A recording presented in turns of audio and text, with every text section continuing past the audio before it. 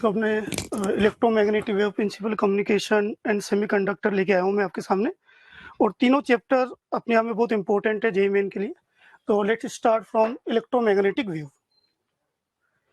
जैसा कि आपको पता है, इलेक्ट्रोमैग्नेटिक वेव एक non mechanical 3 dimension transverse wave है in which electric field and magnetic field vibrate perpendicular to wave propagations. और ये डायग्राम में आपको दिख रहा है, इलेक्ट्रिक फील्ड वाइब्रेट कर रहा है, मैग्नेटिक फील्ड वाइब्रेट कर रहा है, और ये डायरेक्शन जो है जे सी, तो डायरेक्शन ऑफ वेव प्रोपोगेशन है ना। हम रेंडमली किसी भी डायरेक्शन में, ऐसा नहीं कि इलेक्ट्रिक फील्ड को ले ले या मैग्नेटिक फील्ड के वाइब्रेशन को ले ले, इसके लिए अब स्पेशल रूल है कि ई कैप क्या बताएगा आपको, direction of vibration of electric field, and b cap equal to direction of vibration of magnetic field.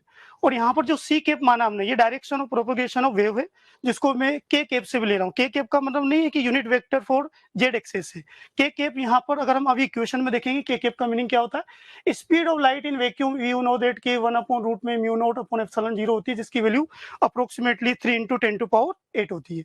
और अगर हम मीडियम की बात करेंगे तो म्यू नॉट की जगह mu naught mu R epsilon आ जाएगा, और एप्सिलॉन नॉट एप्सिलॉन आ जाएगा ना। इसको मैं v इक्वल टू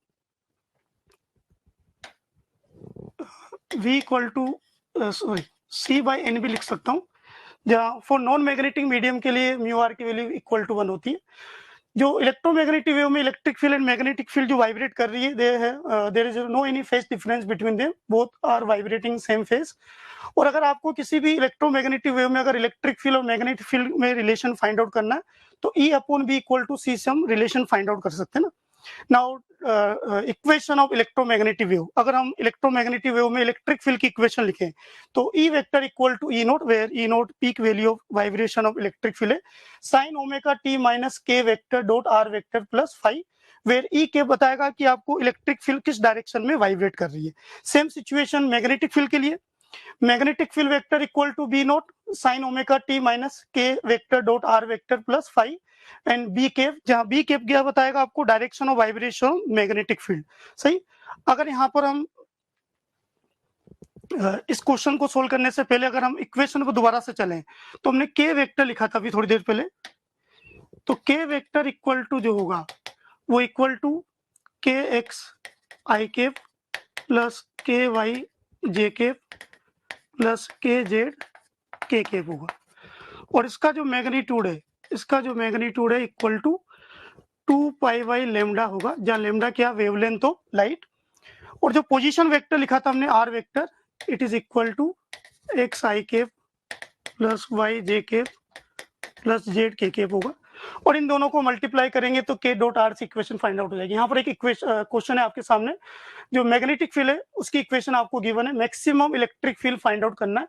तो अभी हमने एक रिलेशन देखा था कि E/B इक्वल टू C होता है। तो यहाँ पर अगर हम एम्पलीट्यूड फाइंड आउट करें using this equation magnetic field का, सॉरी इलेक्ट्रिक फील्ड का, तो मैग्नेटिक फील्ड का एम्पलीट्यूड आपको गिवन है क्वेश्चन में 100।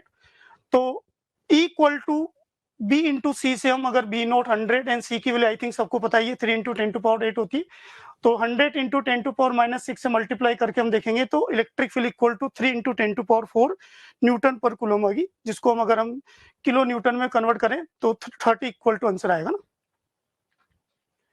इसी तरह से एक और क्वेश्चन है, it is related to equation of electromagnetic wave.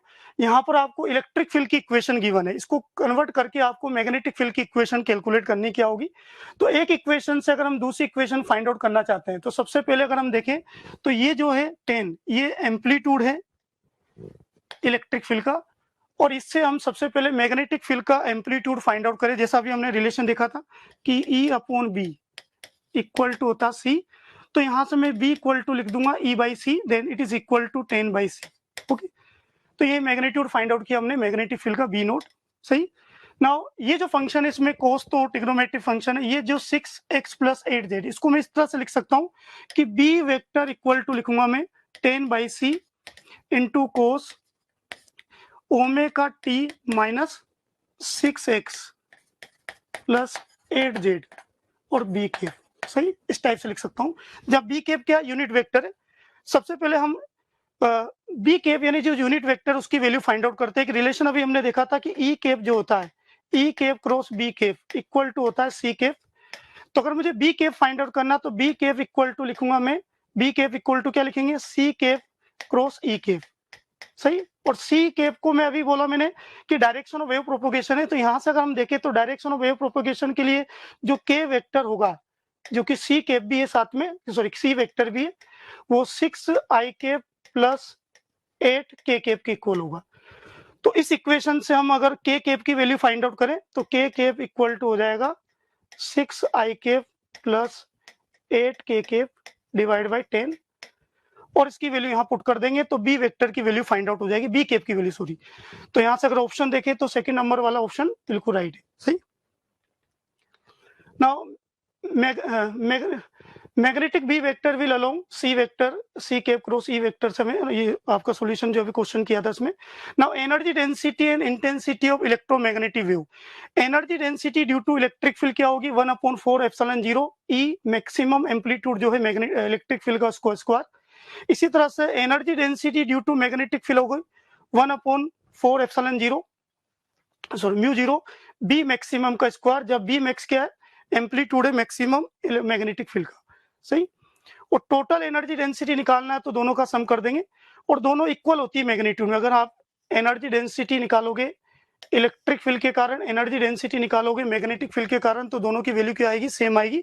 तो total energy density equal to लिख दूंगा मैं 1/2 एप्सिलॉन 0 ई मैक्स का स्क्वायर, या फिर 1/2 म्यू नॉट बी मैक्स का स्क्वायर, दोनों इक्वल होती है। रिजल्ट आपको याद रखना है, जेईई में क्वेश्चन आ चुका है।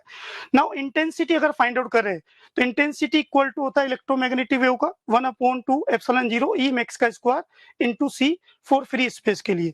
और अगर मीडियम की बात करेंगे तो एप्सिलॉन 0 के साथ एप्सिलॉन आर भी आ जाएगा, और जो एम्पलीट्यूड है मैग्नेटिक फील्ड का इलेक्ट्रिक फील्ड का वो भी चेंज हो जाएगा साथ में। तो यहाँ पर मैंने ई डैश स्क्वायर लिखा हुआ है मैक्सिमम एम्पलीट्यूड, और सी जो speed of light in vacuum था उसकी जगह मीडियम की स्पीड आएगी वी, सही। और इंटेंसिटी जो होती है टोटल अगर हम देखें तो इंटेंसिटी इक्वल टू होती है 2 times of intensity of electric energy plus 2 times of sorry equal to 2 times of magnetic energy, दोनों इक्वल होती है, याद रखना है रिजल्ट, सही। नाउ एक क्वेश्चन लेते हैं। 20 मिलीवॉट लेजर बीम गिवन है आपको, एरिया क्रॉस सेक्शन है 10 millimetre square. Now RMS of value of electric field find out करना है, एप्सिलॉन 0 की वैल्यू 9 × 10⁻12 लेके चलना है आपको ना। तो हमें पता है कि इंटेंसिटी जो होता है वो equal to power upon area होता है। तो अभी हमने डायरेक्ट रिजल्ट देखा कि intensity equal to 1/2 epsilon 0 E not का स्क्वायर इनटू सी, बस इसमें वैल्यू पुट कर देंगे तो यहाँ पर ई की वैल्यू आ जाएगी √2 × 10⁻3। पर ये तो पीक वैल्यू कैलकुलेट की हमने, हमें आरएमएस वैल्यू कैलकुलेट करना है जो कि ई आरएमएस इक्वल टू होता है E RMS equal to E naught by √2। तो वहां से हम ई आरएमएस की वैल्यू फाइंड आउट करेंगे तो 1000 आएगी, सही। Now displacement current, when capacitor को जब हम चार्ज करेंगे डिस्चार्ज करेंगे तो उस केस में क्या होता है, एक डिस्प्लेसमेंट करंट बनती है, और उसको कैलकुलेट करने का फॉर्मूला है displacement current equal to epsilon 0 × rate of change of electric flux. तो सबसे पहले आपको क्या करना है, अगर क्वेश्चन में डिस्प्लेसमेंट करंट से रिलेटेड अगर पूछा जा रहा है तो आपको इलेक्ट्रिक फ्लक्स कैलकुलेट करना है ना, और इलेक्ट्रिक फ्लक्स होता है इलेक्ट्रिक फ्लक्स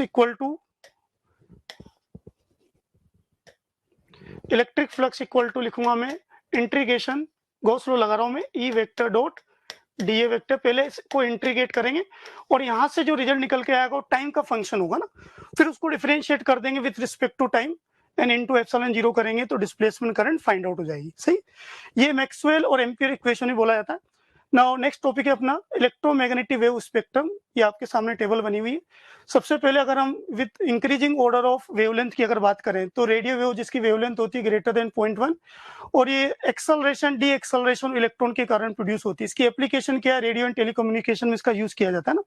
नाउ नेक्स्ट है microwave and wavelength between 0.1 metre to 1 millimetre, और ये जो डायोड्स होते हैं स्पेशल उनसे इनका प्रोडक्शन होता है रडार सिस्टम में, और माइक्रो ओवन्स जो होम अप्लायंस है उसमें यूज करते हैं इसका। इंफ्रारेड जो वेवलेंथ है 1 मिलीमीटर टू 700 नैनोमीटर के बिटवीन होती है, वाइब्रेशन ऑफ एटम्स और मॉलिक्यूल्स के थ्रू इसका प्रोडक्शन किया जाता है। रिमोट स्विचेस जो होते हैं उनमें इंफ्रारेड का यूज करते हैं। लाइट वेव आई थिंक सबको पता है विजिबल लाइट होती है 700 नैनोमीटर टू 400 नैनोमीटर है, और इसका प्रोडक्शन होता है electrons in atoms emit light when they move from one energy level to lower energy level. और आप जानते हैं जो लाइट वेव है उसकी एप्लीकेशन क्या है। अल्ट्रा वायलेट जो है 400 नैनोमीटर टू 1 नैनोमीटर की बिटवीन होती है, जो इलेक्ट्रॉन्स होते हैं इनर सेल के उनके वाइब्रेशन से उनके ट्रांजिशन से ये अल्ट्रा वायलेट लाइट प्रोड्यूस होती है। और जो वाटर को प्यूरिफाई किया जाता है उसमें अल्ट्रालाइट वाइट का यूज करते हैं। एक्सरे आई थिंक सबको पता है, ये मॉडर्न फिजिक्स का एक चैप्टर का एक पार्ट है। इसकी वेवलेंथ होती है 1 नैनोमीटर टू 10⁻³ नैनोमीटर। और जो स्पेशल एक्सरे ट्यूब्स होती है जिसको कुलिश ट्यूब बोला जाता है, उनके थ्रू हम एक्सरे का प्रोडक्शन करते हैं। साथ ही साथ इनर शेल के जो इलेक्ट्रॉन्स होते हैं उनके ट्रांजिशन से भी एक्सरे प्रोडक्शन होती है ना, तो मेडिसिन में इनका यूज करते हैं। Gamma ray less than 10⁻³ nanometres होता है।